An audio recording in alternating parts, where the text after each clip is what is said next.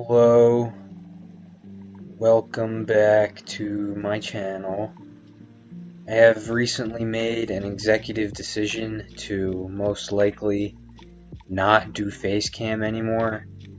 Not because I'm particularly concerned with showing my face and face doxing, but I find it easier to just free flow, just streamline my consciousness out loud when I don't have to kind of follow or focus on the camera and stuff like that.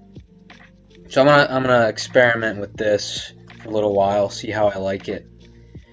Like I said, I'm not totally averse to showing my face, but you know, for example, today, or like, yeah, normally I sit at my table and you know, set up the computer kind of nice and neat and whatever, but now I'm just sitting on my couch and I don't have to. If I don't have the face cam, I can, like, the face cam was on, my face would probably just be showing like half my face, so if I don't show the face cam, I don't have to worry about any of that. So we're gonna see how this goes, but I'm gonna leave it on the OBS screen for a second, because before I jump into the actual sports political content, I just wanted to give my 2 cents on the Will Smith Chris Rock thing that happened last night, I guess. First, there's really no reason to be defending Will Smith. Like, the guy's a literal cuck. Like, his wife, Jada Pinkett Smith or whatever her name is notorious for having sex with other men while being married. I don't know if Will Smith has ever said anything about that, but the guy's a literal cuck. And so yeah, Will Smith's wife has a medical condition called alopecia, which is funny because I thought I had alopecia once because I had like a bald spot on the top of my head. For whatever reason, it just wasn't growing hair like many years ago. The doctor said it might be or it might not be, but you know, if you don't care, then it's really not that big a deal. Nothing's gonna really happen. And I wear my hair short anyway. I get like a half, like a pretty much a buzz cut all the way around, so I don't even really care. But point being, alopecia is essentially harmless. It's not like you got cancer and you're getting chemotherapy and that's making your hair fall out. Just alopecia just makes your hair fall out. You can't grow hair in maybe your whole head or a certain spot, and that's really it. So Chris Rock makes a joke about Jada Pinkett Smith's alopecia. And the thing is, it's not like it's not like she has cancer and she's, you know, going through some shit and having a really tough time. That's not what's going on. She just has a common medical condition that's totally harmless. It's just all cosmetic. So she's bald, she's having sex with other men while married, and you know, life goes on for her. So the joke didn't seem out of bounds to me. If she had cancer and Chris Rock was like making fun of her cancer or something when she's sitting 100 feet away, yeah, that's probably poor taste and maybe due for a reaction. However, that was not the case, and the worst part is Will Smith was filmed laughing at the joke. So he thought the joke was funny, and you know, frankly, it wasn't that bad of a joke. G.I. Jane, that's not bad. Like, not like inappropriate bad. It was kind of funny, I guess. But so yeah, Will Smith is laughing at the joke, and then the camera pans away from him. So you gotta think that he's getting like a kick under the table or something, like a nice hard kick to the shin, a death stare from across the table, or something like that. And then Will Smith makes a low impulse control decision. And just casually strolls up to the stage, something that's like never been done before, and walks up to the stage, slaps the unsuspecting Chris Rock, and walks away. And this leads me to one broader point. I was thinking about how this connects to, cool sports. Colby Covington and Jorge Masvidal fought in Miami at a restaurant. Jorge Masvidal blindsided him in public and was wearing a mask, not like a COVID mask, but a mask to conceal his identity, and came up behind Colby Covington and punched him in the face a couple times. And he claimed this was because Colby Covington talked about Masvidal's children. So this is a systemic thing I've been seeing. This is a phenomenon I've been seeing for the past couple years or so, where for whatever reason you're not allowed to even mention people's family members in any kind of conversation. Can't talk bad about them, can't talk good about them, I guess. The rule is you cannot talk about people's family members. I try to look up what Colby Covington said about Jorge Masvidal that was so bad and was, that would justify this kind of, retarded outburst from Masvidal. And all he said was, Masvidal was a dirtbag father, and his family hated him. His wife cheats on him, and Jorge's an absent father. He doesn't visit his kids and provide child support or something. And that was basically it. He didn't say anything inappropriate, over the line, or threatening to his family, who arguably Jorge Masvidal doesn't even care about. But apparently, because he spoke about another man's family in any capacity, that is grounds for getting blindsided in public.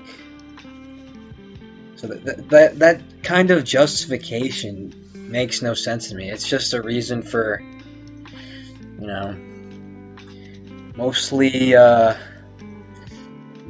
minorities to act out in public and beat up white people, or black on black crime, as we saw with Will Smith and Chris Rock. So Chris Rock makes a harmless joke.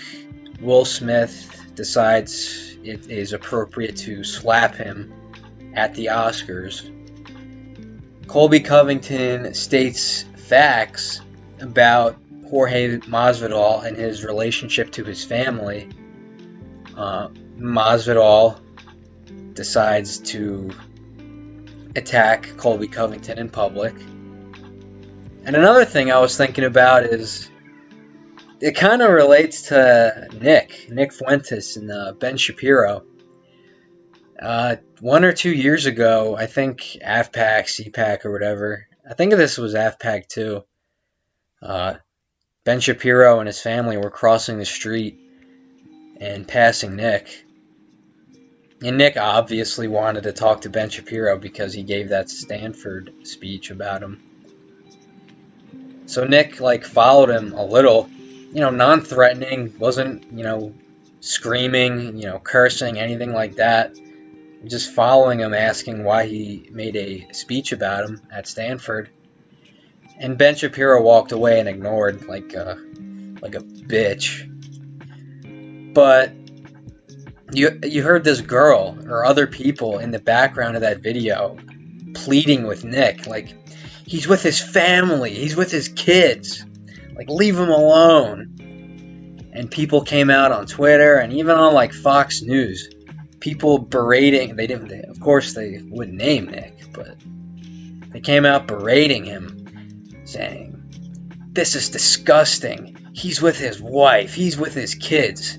Who do you think you are doing X, Y, and Z when he's with his wife and kids? You can say all that when he's alone, man to man. But when his wife and kids are there, that's just crossing the line." Like, if he said that to me with my wife and kids, I'd beat him up and other fantasy stuff because people like to be big men on Twitter. But, like, this whole wife and kids thing, what is, like, I don't understand this fascination with this human shield kind of thing. I don't know what else to call it. But anytime, like, a wife or children are involved, whether, like, present or perhaps being spoken about, that means that, like, I don't know, like, all the rules are thrown out the window. Like, you are helpless to the consequences. You mention the wife and kids, or you try and say anything.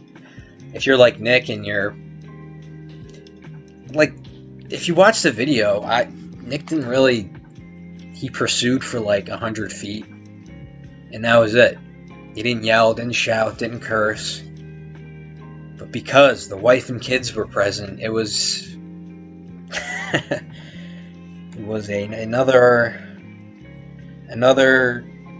catastrophic event towards Jewish people. But I think you get my broader point. So I don't understand, like, this thing with the wife and the kids. So yeah, that's the point on that. But maybe, hopefully that's some nuance to the situation. Like, yeah, Will Smith slapped Chris Rock seemingly for no reason, but the reason he's giving is because he made a joke about his wife. Oh yeah, and the other thing, this is just me being, like, nitpicky and possibly racist, but the black lingo to say "keep my wife's name out your effing mouth." Well, why can't you just say, "Don't talk about my wife"? Don't talk about my effing wife. But the bastardization of the English language continues, and a tear is shed from me, because I like writing and grammar and stuff. Keep my wife's name out your effing mouth. Like, as if it's like a food or something. Or Chris Rock is like a baby and his wife's name is a Lego. Keep it out of your mouth. But whatever. That's Will Smith and Chris Rock. Not a big deal. But what I did want to talk about today is, over the weekend, March Madness was on and I was watching that. But there was a UFC event on, which I didn't watch because I was watching basketball. And this UFC fighter, Aleksei Oleinik, which is this guy pictured on screen. He's an old dude. He's like 45 or something. He was scheduled to fight this weekend, but it got canceled because his opponent was sick. So he didn't even end up fighting. But, I know who he was and stuff. He fights under the Russian flag, but apparently he was born in Ukraine. Technically Russia. But he was born in Ukraine. I guess naturalized Russian citizen or whatever. Fights under the Russian flag, whatever. So yeah, Russian fighter. Yeah, whatever.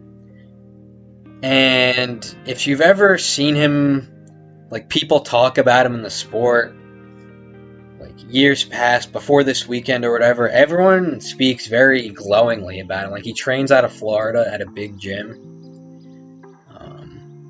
Like, everyone has nice things to say about the guy. The guy is nice. He's obviously very talented. He was an Olympian, I believe. He's been ranked as a UFC heavyweight for a long time. He's beaten a lot of big name guys. Yeah, highly respected, to use a Scott Greer term. Highly respected. No one has ever had anything negative to say about the guy. Which is why, when I came across this guy's profile, Karim Zidan, this guy apparently is a Middle Eastern immigrant who hails from Canada now. I'm gonna drink of water. So yeah, this guy. Natural Canadian. Karim Zidan. But yeah, the investigative journalist at the intersection of sports and politics.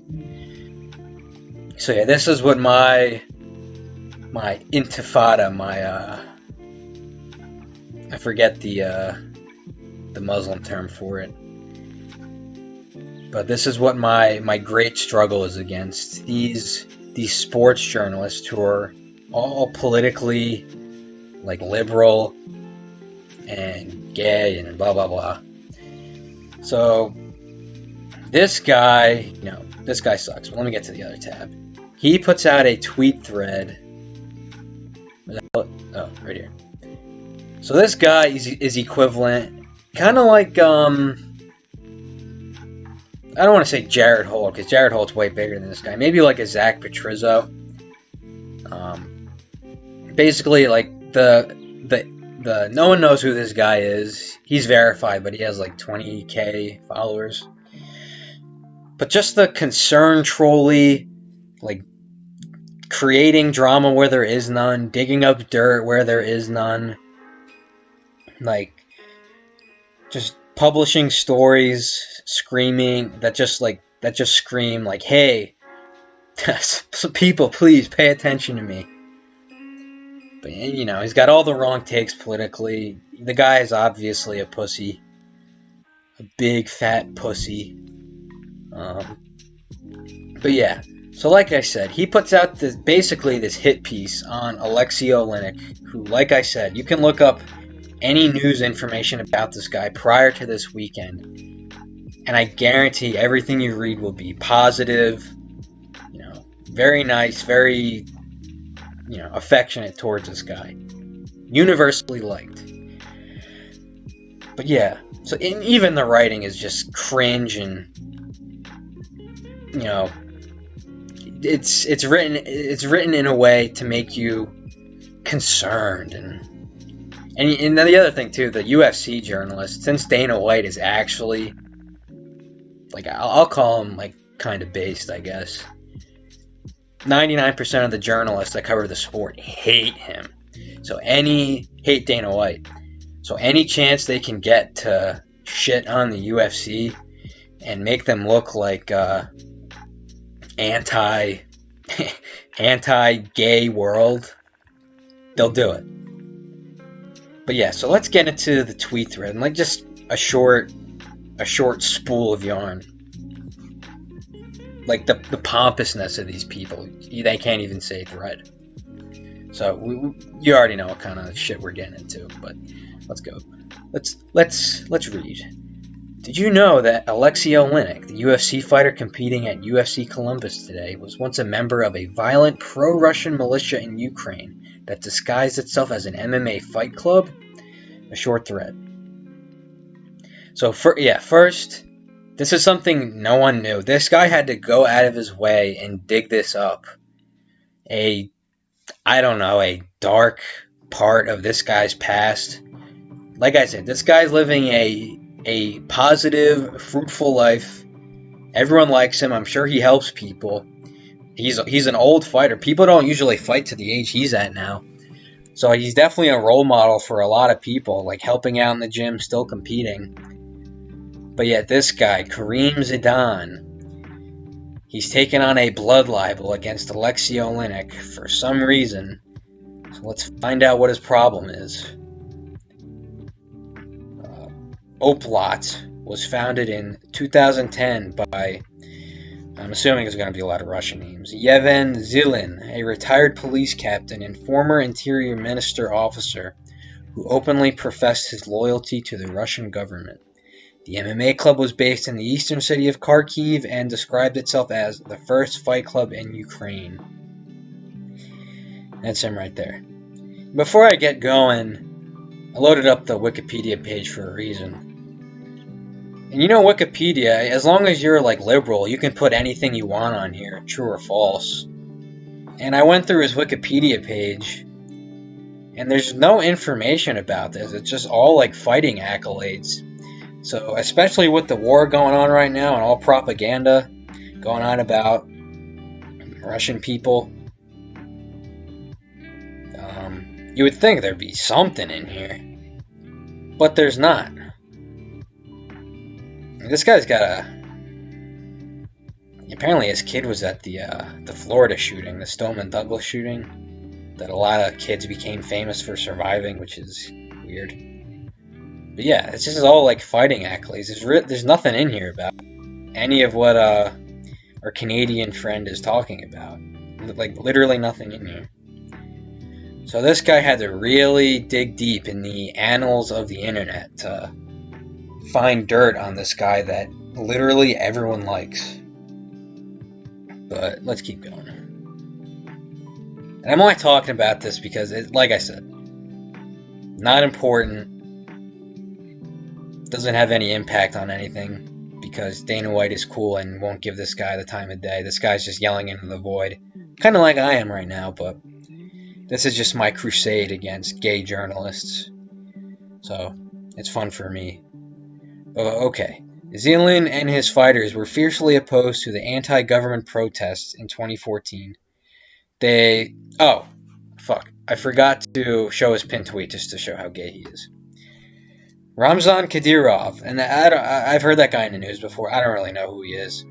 Whatever. Rules over Chechnya with an iron fist, purging sexual minorities, collectively punishing dissidents, torturing critics, and assassinating opponents. So, you know, kind of based. Not totally based, but kind of based. But, yeah, so this guy has a problem with the purging of sexual minorities.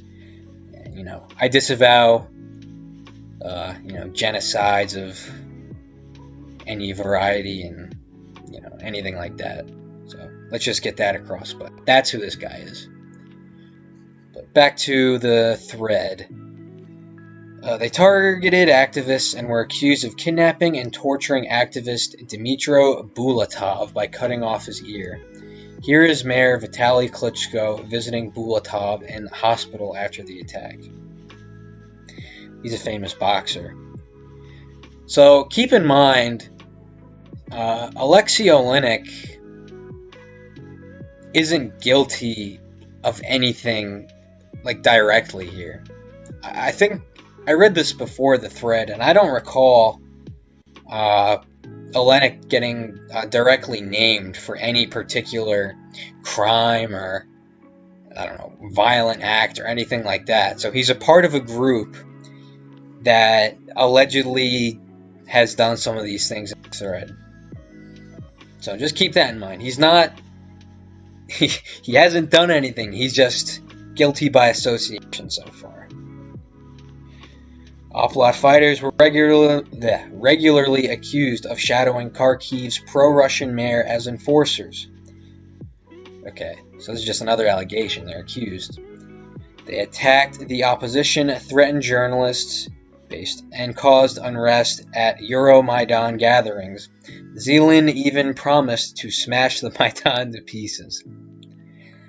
UFC fighter Oleinik was named team leader at the Off-Lot MMA Fight Club in 2012 and remained with the club until he signed with the UFC in 2014.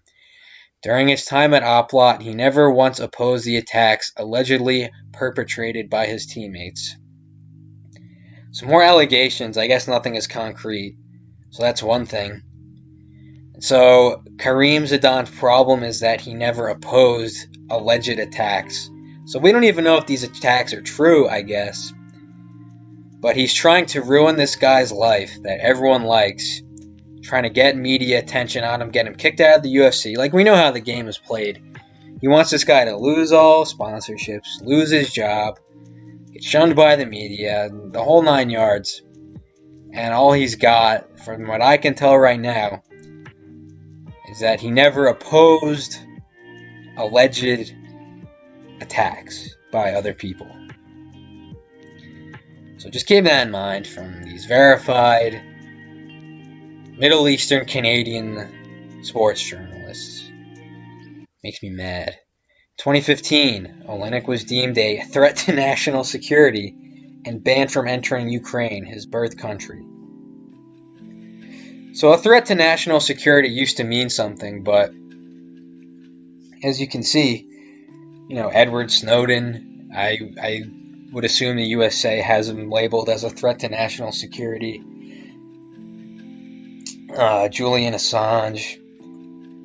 And, Nick Fuentes is on a federal no-fly list, and the only reason for that is, I'd assume the reason would be because they deem him a quote-unquote threat to national security. So, make of that what you will. He's banned from entering Ukraine, his birth country. I'm assuming that means after. Developing a reputation as a vicious militia, the Oplot Fight Club was burned to the ground and many of its thugs were arrested. The organization faded out of existence when its founder Zilin was shot dead in a Moscow suburb in 2016. So this is, more rhetorical game, saying many. How many is many? Who the hell knows? But again, Oleinik isn't named here. So I didn't see anything in Wikipedia, and I'm not seeing anything here. Apparently, Oleinik was not arrested, so still no crime has been committed by Aleksei Oleinik. So all we have right now is alleged guilt by association. So that's what we're working with here. When I attempted to interview Oleinik about Oplot several years ago, he yelled at me whenever I pushed him to answer questions on the topic and eventually hung up. In light of the ongoing war, Oleinik's past may come back to haunt him. End thread. And that's the worst part about this. First of all, nice shirt. UFC fighters are allowed to be mean to the media, which we like because Dana White's cool and you're allowed to do that. A lot of this shit doesn't fly in other sports. You can't be mean to the media. So obviously this guy has a personal vendetta against Oleinik because he was mean to him on the phone and wouldn't give him the time of day about his gay accusations and questions. So that's probably where the animus is coming from. But this sentence right here, in light of the ongoing war, Oleinik's past may come back to haunt him. What does that mean? And this is not hyperbole, but literally no one was going to know about any of this, mention this, bring it up, research it, if this guy hadn't put out this Twitter thread. I don't think that's an exaggeration to say that. Because of how little we're going off here, we have alleged guilt by association is the extent of this guy's crimes, I guess. Oleinik's past may come back to haunt him. So he puts this Twitter thread out here. It's the same concern trolling as we've seen a million times. So he wants bigger outlets, bigger journalists to see this and amplify it in hopes that his name gets out there.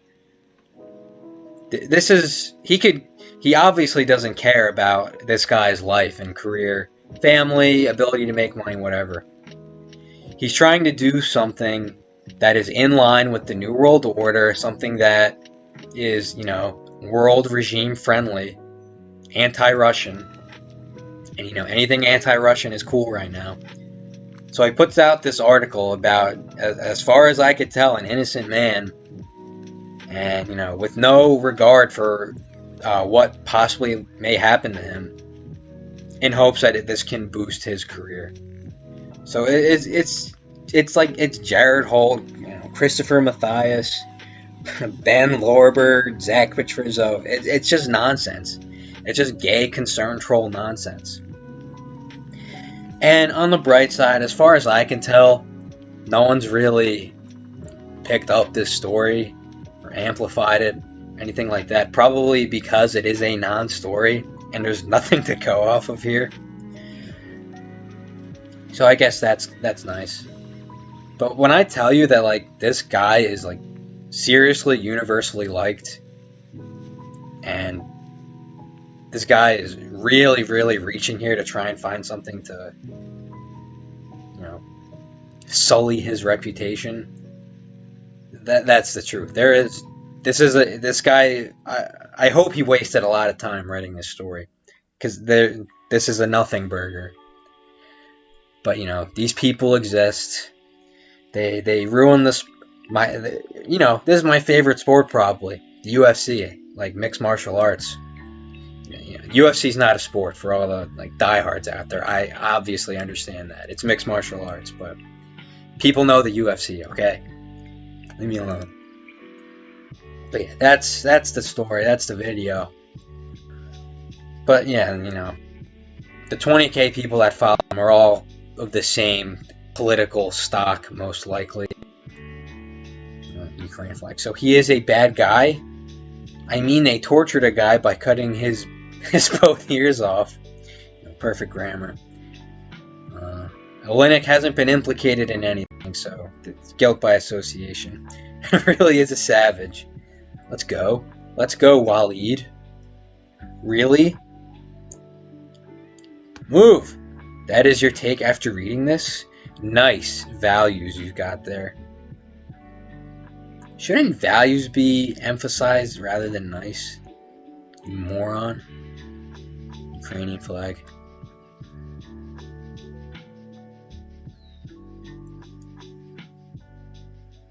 Okay, I don't know. Yeah, and? And? Gay journalist retard? And? Dude was part of a pro-fascist militia that kidnapped and tortured people and continued to associate with them after the fact. This is not good. Hope that helps. So yeah. The condescending, down-talking, zero engagement tweet. Dude was part of a pro-fascist... I don't even think fascist was mentioned at all in the Twitter thread. So I don't even know where he's getting that from. I guess people are comparing Putin to Hitler now, and it's popular to say fascist when talking about Russia, I guess. Yeah, hope that helps. Yeah, I hope you... This is YouTube. I can't say stuff. He's a pro-fascist bro. Yeah. Alas, I did my best. Shut up. This is why I wish I had a live chat. They could assist me in making fun of these people. Sadly, Dana White won't care if they make him money. It seems like the world doesn't really care about atrocities anymore if they make money or can keep someone in power. But awesome story. Thanks for trying to get the truth out there to people. So yeah, look at my mouse. Just liberal-leaning loudmouth who is sick of the bullshit. His face is just like those memes. But yeah, so the people that are orbiting this guy's Twitter page, it's just a big echo chamber, obviously. This kind of low class work, it's not going to reach the general public. It's just going to revolve around these clowns. I love the stories you publish. Always something we don't read anywhere else. Yes, I agree with that, but probably not for the reason that you think. Probably because the story is shit. You're the best I'm aware of at what you do. That's very kind. Too bad it's not true.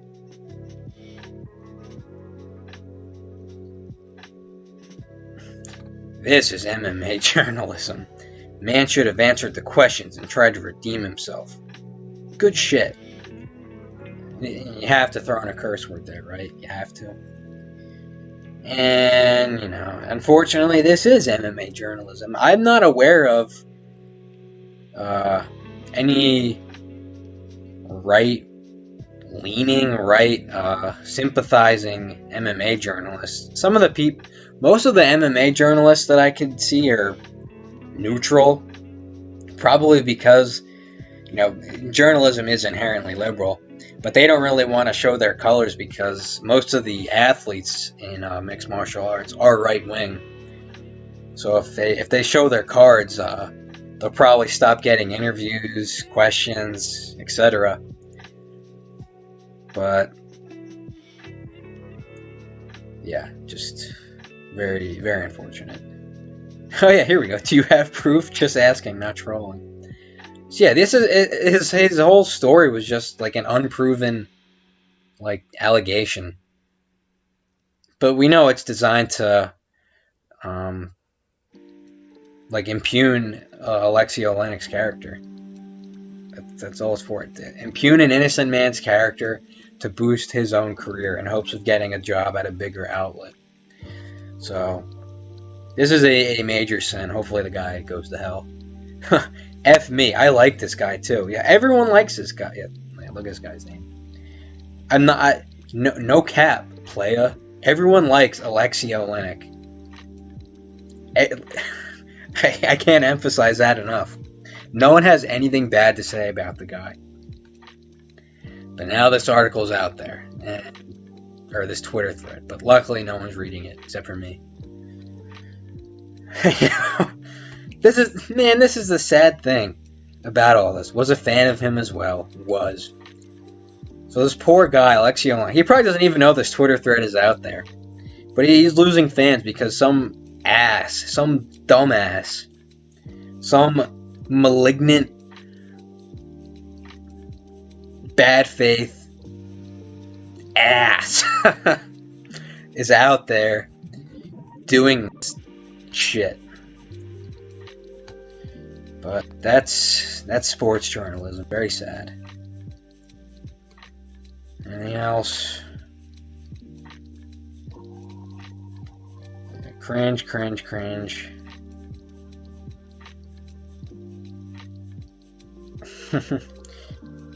True.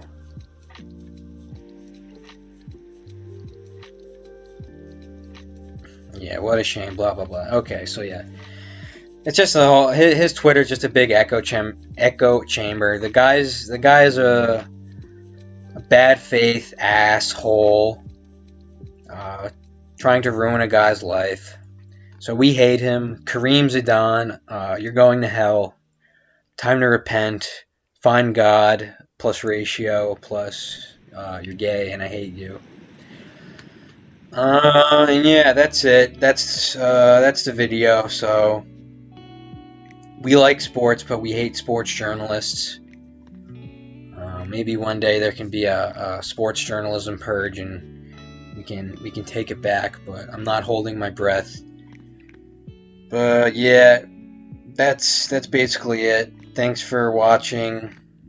If anyone ever watches, and yeah, thanks again. Bye bye.